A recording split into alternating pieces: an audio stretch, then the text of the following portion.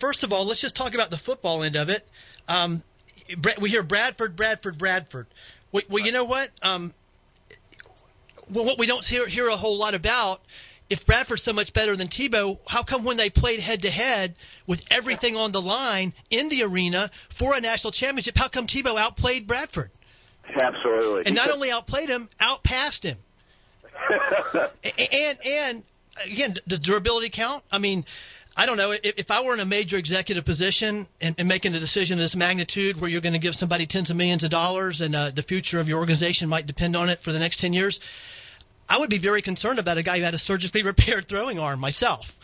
Now, Todd McShay's not too concerned about that, and Mel Kuiper Jr. is not too concerned about it, but I would be very concerned about it. So, and that leads to the next point. I mean, Tebow is so superior to these other guys in every way. Like I said, you've got Colt McCoy. And let me say this about Colt McCoy.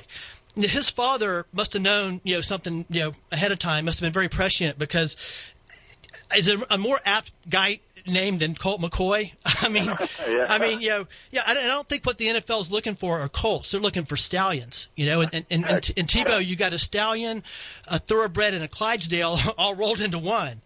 So, but anyway, my point is, like you were making, is Tebow is so clearly superior to Bradford, outplayed him head to head. Tim Tebow doesn't have a surgically repaired throwing shoulder. Colt McCoy bumped his little shoulder and left a national championship game.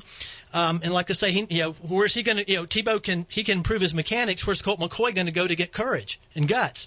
But so that leads me to think there must be something more than this, because this is it's irrational. So I think that David earlier hit on something, and part of it's just psychology 101.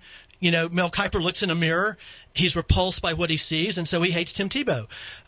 Todd McShay looks in a mirror, he's repulsed by what he sees and who he is, and he's repulsed, and he hates Tim Tebow. I mean, that's kindergarten level psychology, and these guys don't even realize it. But then I think it's not the on-field. I mean, the guy couldn't have proved any more in 4 years on the field. So is it not off the field that they have the issues with? Then they won't come out and say it. No one else will either.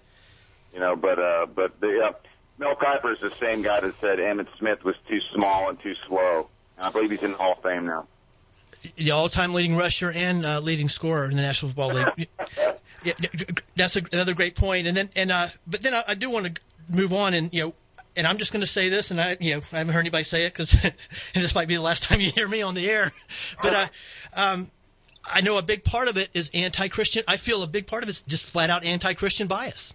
Absolutely. And that's the politically incorrect thing to say. But, I mean, I know that the most politically incorrect thing you can say in this society now is, I want to thank my Lord and Savior, Jesus Christ.